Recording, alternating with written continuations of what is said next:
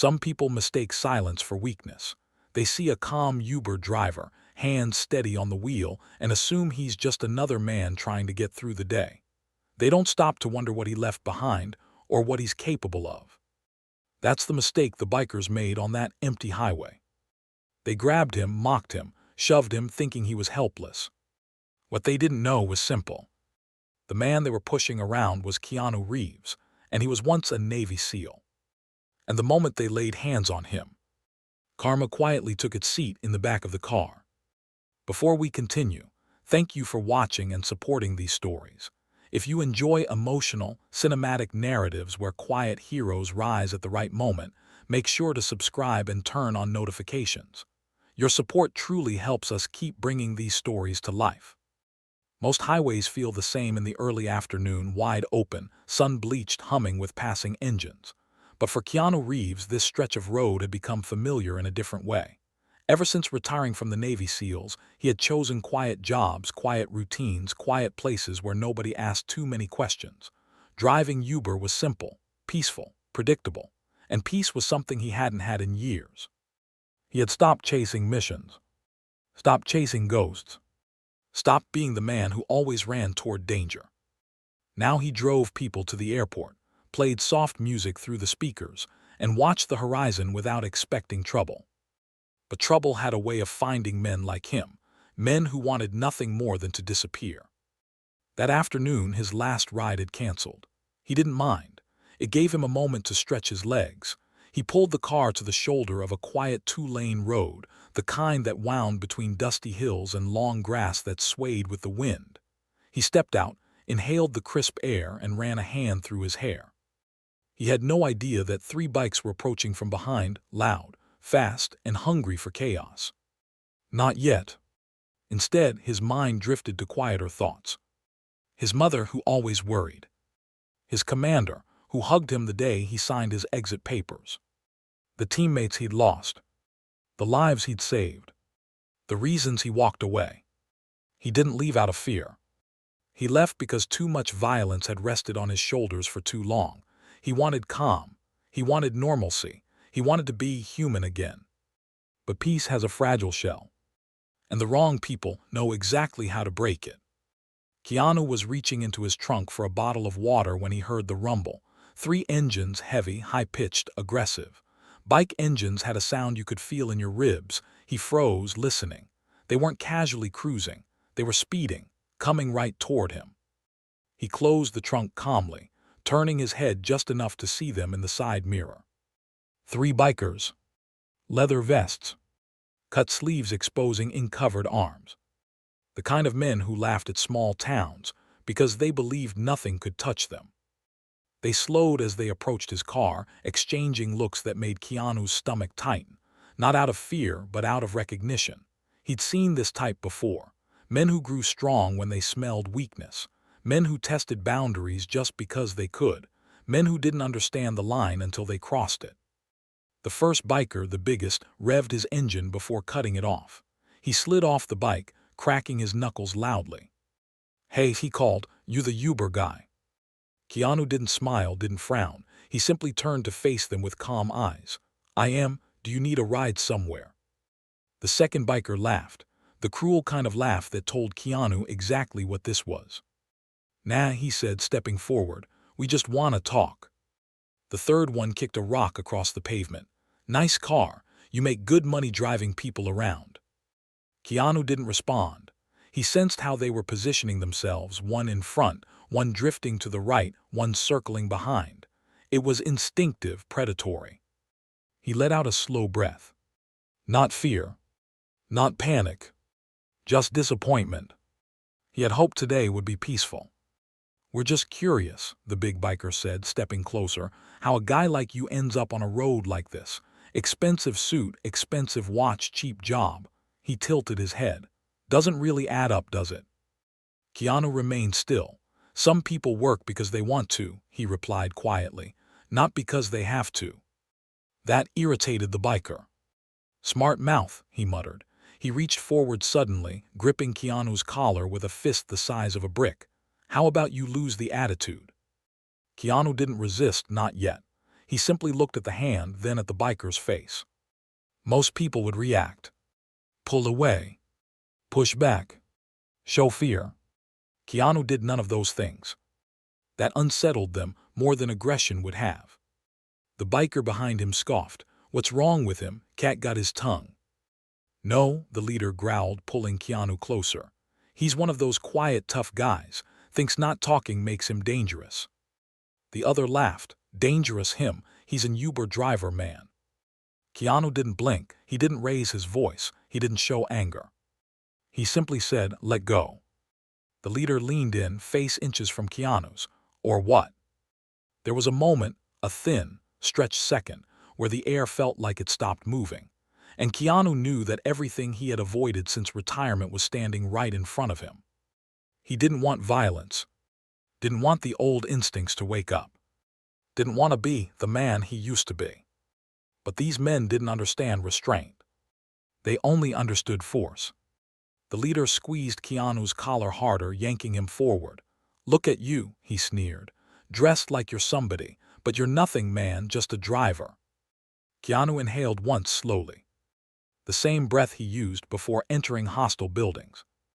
The same breath he used before jumping from helicopters into dark oceans. A breath of acceptance. I'm going to ask you one more time, Keanu murmured, steady and calm. Let go. The leader laughed in his face and shoved him against the car. That was the line. Not the shove. Not the insult. Not the humiliation. But the sudden shift in Keanu's eyes, the flicker of old training resurfacing, the instinct to protect himself when all other options had been exhausted. The biker saw it. But far too late. Keanu moved. Not with rage. Not with brutality. With precision, the kind that came from years of surviving impossible missions. He gripped the biker's wrist, twisted it downward, and stepped aside in the same motion. The leader's knees buckled, his body folding like a collapsing tent. A second later, he was on the ground, clutching his wrist, gasping in shock. The two other bikers froze. What the? One shouted. Keanu didn't flinch. I asked you to let go, he said quietly. You didn't. The second biker lunged. Keanu sidestepped effortlessly, placing a hand on his shoulder and redirecting his momentum so cleanly, the biker stumbled past him and slammed into his own friend. The third tried from behind, grabbing Keanu's jacket, only for Keanu to pivot, duck, and pin the man's arm behind his back in one smooth movement. He didn't break anything. Didn't hit anyone. Didn't cause damage he couldn't undo. He simply immobilized. Stop, Keanu said. His voice wasn't loud, but it was undeniable. Before you make this worse. But ego is louder than reason. The leader scrambled to his feet, shouting, You think you're tough. You think you can take us all. Keanu's gaze softened, almost sad. He didn't want to hurt them, didn't want to fight. He wanted them to walk away. But the leader charged again. Keanu released the biker he was restraining, pivoted smoothly, and stepped forward. He used the biker's own momentum to sweep his legs out, sending him crashing onto the asphalt. The other two hesitated now, fear, breaking through their confidence as they backed away. What are you? One stammered. Keanu didn't smile, didn't boast, didn't threaten. He simply said, a man who asked you to stop. Silence settled between them, heavy, breathless, filled with something none of them expected. Humility. But the leader, stubborn and humiliated, spat on the ground. You're dead, he growled. Nobody embarrasses us. He gestured to the others. We'll be back with more men with real firepower, and we'll bury you on this road. Keanu said nothing. Not because he was scared. Not because he believed the threat. But because he knew something they didn't. Men who rely on numbers fear the man who stands alone. The bikers stumbled back toward their motorcycles, glaring, rubbing bruises on their arms in pride. Engines roared to life. They sped away in a whirl of dust and fury, but not before shouting. You're done, Uber boy, you're done. Keanu watched them disappear down the road until the last engine faded into silence. Then he exhaled slowly, running a hand over his face. He hadn't wanted this. He hadn't asked for this. But fate had a cruel sense of irony. You can leave the battlefield, but the battlefield doesn't always leave you. He opened his car door, slid into the driver's seat, and sat still for a long moment. The peace he had built, the quiet life he had crafted, the man he wanted to be. It all felt fragile now, too fragile. He started the engine. A soft hum, a familiar comfort. But as he pulled back onto the road, a thought settled in his chest like a warning. Those bikers weren't finished. And whatever they planned next, it wouldn't just be trouble. It would be war.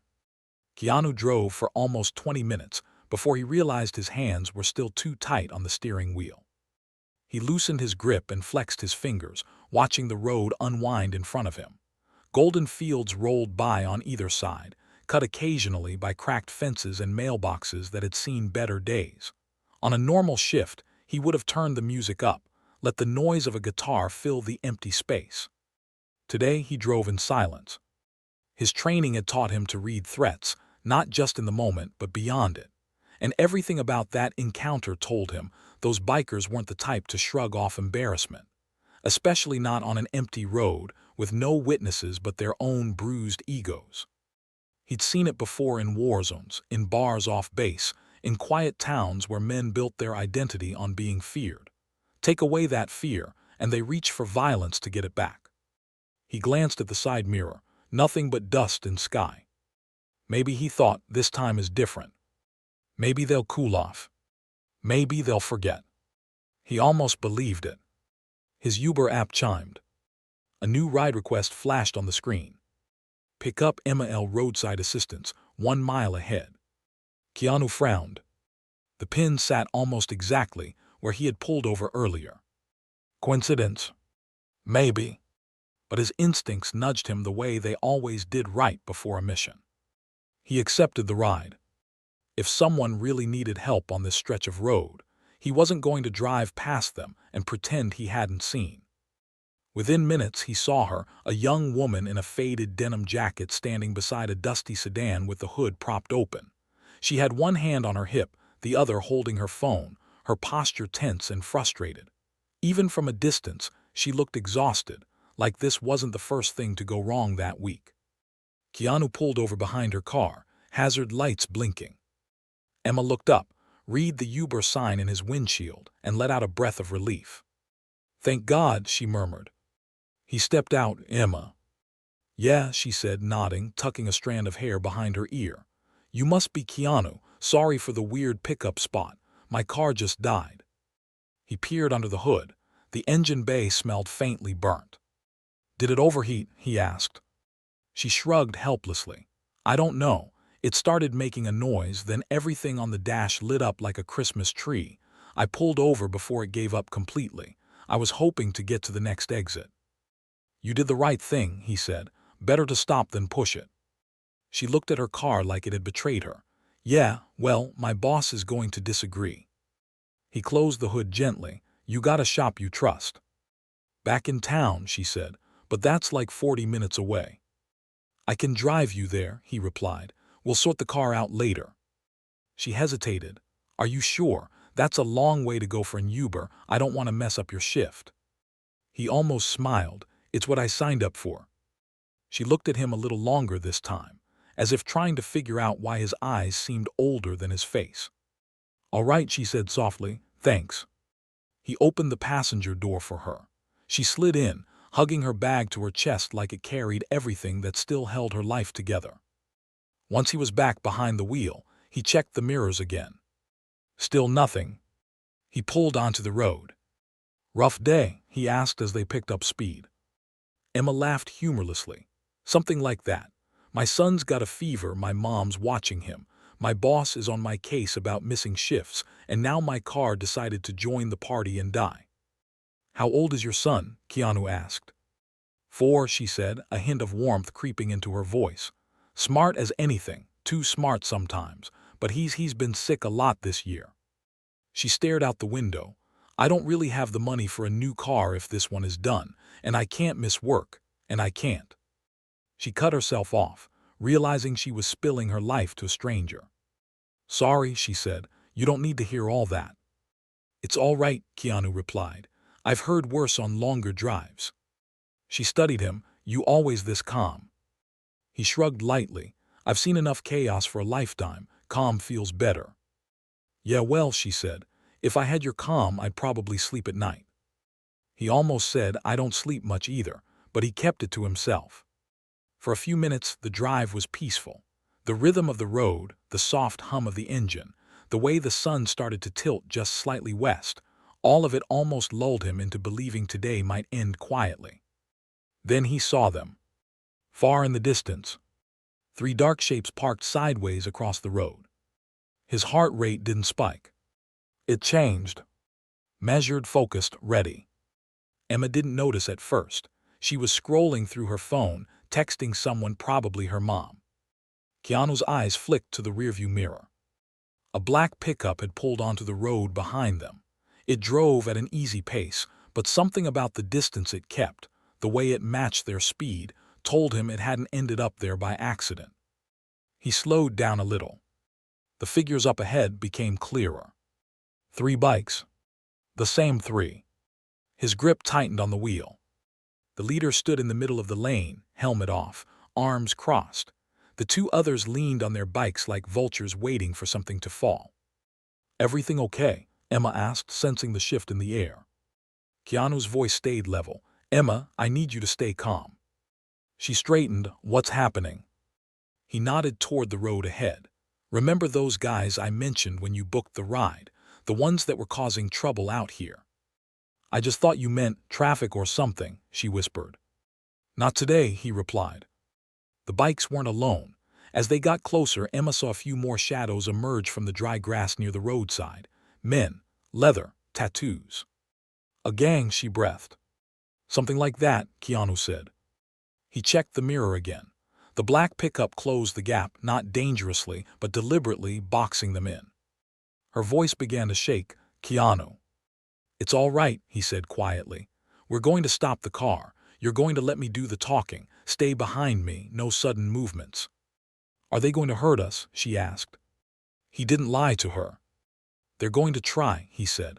"But they're not walking away with you, I promise you that." The way he said it, steady, unshakable, like a vow sealed long before today, made something inside her loosen, despite the fear. He eased the car to stop 20 yards from the bikes. Dust swirled behind them as the pickup rolled to a halt too. They were boxed in. "This is bad," Emma whispered. "Yes," Keanu agreed, "but it could be worse." "How?" she asked. He offered the faintest hint of a smile. "You could be here without me." For a second, the fear in her eyes gave way to something else. "Trust." He shut off the engine, unbuckled his seatbelt, and stepped out of the car. The sun fell directly on his face now, warm, unforgiving, exposing every line of exhaustion and every shadow of the life he'd lived before this one. The biker leader grinned widely when he saw him. "There he is," he crowed. "Uber boy himself. Thought you could just drive off and forget us." Keanu stood in the middle of the lane, relaxed but ready. "I thought you might make a better choice," he said. The leader scoffed. "We did. This time we brought friends." At least 6 more men emerged from around the parked bikes and roadside scrub, spreading out in a loose semicircle. Behind Keanu, the pickup's doors opened. 2 more climbed out, one with a baseball bat, one with a chain looped casually around his hand. 10 against 1. "And you brought a passenger," the leader added, peering past Keanu and seeing Emma in the front seat. "Looks like we get a bonus." Keanu's voice dropped a fraction lower. "No, you don't." The leader's eyes gleamed.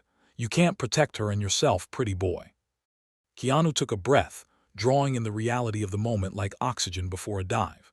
His mind automatically mapped the ground, distances, angles, potential cover. An old mission brief repeated itself in his head. 1. Secure civilian. 2. Neutralize immediate threat. 3. Control the scene. He turned half toward the car and spoke softly through the open window. "Emma, lock the doors." Her hands trembled on the button. The locks clicked. "And if anyone gets close to the car," he added, "slide into the back and stay low. Don't open the door for anyone but me. Understand?" She nodded, tears forming. "Keanu, please do." "I'll be fine," he said. "You just need to breathe." He stepped forward. The leader twirled a heavy ring of keys around his finger. "You made us look stupid back there on the roadside. Guys talk. Word spread." "You attacked me first," Keanu replied evenly. "Walk away and this ends." The leader's face hardened. "Nah, you don't get to give us orders." He looked around at his crew. "Boys, let's teach our Navy friends something about respect." The word slipped out casually, but it hit Keanu like a thrown stone. Navy. He hadn't mentioned that. His spine straightened almost imperceptibly. "How do you know that?" he asked. The leader smirked.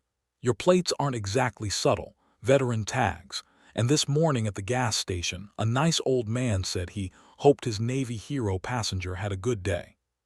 He mimicked the voice mockingly. "So yeah," he continued, "you're not just some random driver. You're one of those war guys. Makes this even more fun." Keanu pinned his eyes on him. "Fun ends now." "Oh, I agree," the leader said. Then his smile vanished. "On the ground, hands on your head, or we pull your lady from the car and see how brave you really are." The bat-wielding biker took a step toward the passenger's side door, testing the line. Keanu moved. He didn't run. He didn't rush. He set his jaw and walked directly toward the man with the bat, each step quicker than the last. "Hey," the leader shouted, "stop right there." But Keanu didn't. The man with the bat swung, overconfident, aiming for Keanu's chest as if he were trying to knock down a scarecrow. Keanu slipped inside the swing, grabbing the man's wrist with both hands and driving an elbow into his forearm. The bat dropped. Keanu snatched it out of the air, pivoted, and swept the biker's legs out with it in one clean motion. The man hit the pavement, hard. Everything happened faster than the others could adjust to. The chain-wielding biker charged, roaring. Keanu stepped toward him, deflecting the chain with the stolen bat before jamming the handle into the biker's ribs. The man folded, gasping. "Two down." The leader pointed, voice cracking with rage. "Get HIM." They rushed him together, too many arms, too many fists, too many boots. For an untrained man, it would have been over in seconds. For Keanu, it was just noise he had to carve order out of. He stayed moving. One grabbed for his neck. Keanu ducked, grabbed the man's arm, and used his momentum to throw him across the hood of Emma's abandoned sedan. Another tried to tackle him from the side. Keanu stepped aside, shoved him with a palm to the back, and watched him collide with his own friend. A punch grazed Keanu's cheek. Pain flared. His vision narrowed, not from fear, from focus. He let his training take over, limbs shifting into a controlled dance of blocks, counters, strikes designed to disable instead of destroy. He hit knees, not skulls. Ribs, not throats. Arms, not spines. A storm controlled by conscience. Behind him, Emma watched through the windshield, hands over her mouth. She'd never seen anyone move like that, like water poured into the shape of a man, flowing where it needed to be, never wasted. But even a seal couldn't fight forever without cost. One biker managed to slash a knife across Keanu's forearm. Blood bloomed instantly. A second struck his shoulder with a wild swing. He staggered for the first time, dropping the bat. The leader saw it and smiled. He's slipping now. 3 men rushed him at once. Keanu forced his body to respond, muscle memory gripping control through pain. He blocked a punch, headbutted a second attacker just hard enough to daze him, then spun and drove his elbow into the third's jaw. Bodies collapsed across cracked asphalt. One by one, groaning, swearing, clutching bruised limbs, they no longer looked like predators. They looked like men who'd finally discovered their limits. The road went quiet again, except for the sound of labored breathing. The leader stood alone now. He looked around at his fallen crew, eyes wide with disbelief, then turned back to Keanu, who was bleeding from his forearm, chest heaving slightly. "You should have stayed behind your wheel," the leader spat. "I know people. This doesn't end here, you hear me? You're done in this town, this whole county." Keanu's eyes didn't leave his. "You threatened a woman who just needed help," he said. "You tried to use fear to control a stranger. You blocked the road, turned it into your stage, and made everyone else props." He took a step forward. "No more." For the first time, A flicker of uncertainty touched the leader's face. "Look around you," Keanu continued quietly. "This is where your choices got you, not me, you." Emma pushed her door open slightly, against his instruction. "Keanu," she called softly, "stop, you've done enough." He glanced back at her, and in that moment his anger found its limit. She was right. Fighting more wouldn't make the road safer. Not now, not today. He turned away from the leader. "Pick your men up," Keanu said. "Get off this highway, don't come near my passengers again." The leader snarled. "Or what, you'll call the cops?" Keanu paused. "No," he said, "but she will." They all turned. Emma stood now beside the car, phone pressed to her ear, voice steady. "Yes, this is Emma Lewis," she said. "I'd like to report an assault. There are multiple men here injured, blocking the road, threatening my driver and myself. I'm sending our location now." The leader laughed bitterly. "You think the cops scare us?" Emma didn't waver. "Maybe not," she said, "but they'll have your faces, your plates, your record. You won't be ghosts anymore." Something shifted in the men lying on the ground. The bravado faded. The reality of jail, charges, consequences, things they couldn't punch their way out of sank in. One groaned, "We gotta go, man. I can't get locked up again. My parole." The leader clenched his teeth, torn between pride and survival. Keanu watched the war play out on his expression. "You spent all this time making people afraid," Keanu said softly. "Maybe now it's your turn to feel it." The leader finally spat on the ground. "Get up," he barked at his crew. "We're leaving." The men scrambled unsteadily to their bikes in the pickup, clutching ribs and holding their heads. Engines coughed to life, weaker than before. The leader swung his leg over his bike, then looked at Keanu one last time. "This isn't over," he snarled. Keanu's eyes met his with quiet finality. "For you, it might be." The bikes roared away, shrinking into the distance, leaving skid marks and the bitter smell of exhaust behind. Only when they were gone did Keanu let his shoulders drop. Emma rushed toward him. "You're bleeding," she said, eyes wide. "Your arm." He glanced at the cut. It stung, but he'd had worse from training drills. "It'll be fine." She shook her head. "You just took on all of them for me. You didn't even know me." He looked at her, almost confused by the question. "You needed help," he said. "That's enough." Her eyes filled. People don't usually help for free anymore. He thought about the men he'd served with, the ones who never made it home, the things they'd done for each other in the dark. "Some of us never stopped," he replied quietly. In the distance, faint sirens began to wail. Emma glanced that way. "You think they'll catch them?"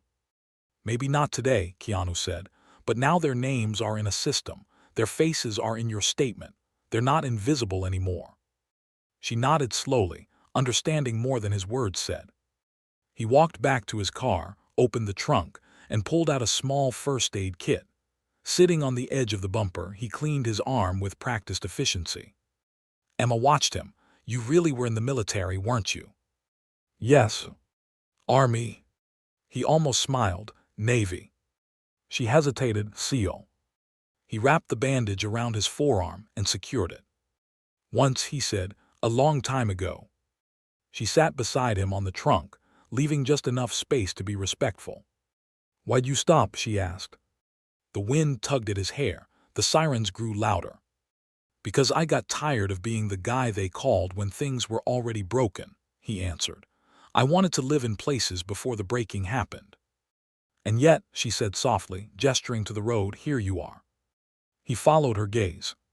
The asphalt was quiet again. No bikes, no pickup, just the faint smell of gasoline and dust settling back into place. "I guess some roads don't let you drive past," he said. "They make you choose who you're going to be." She studied him. "And who are you?"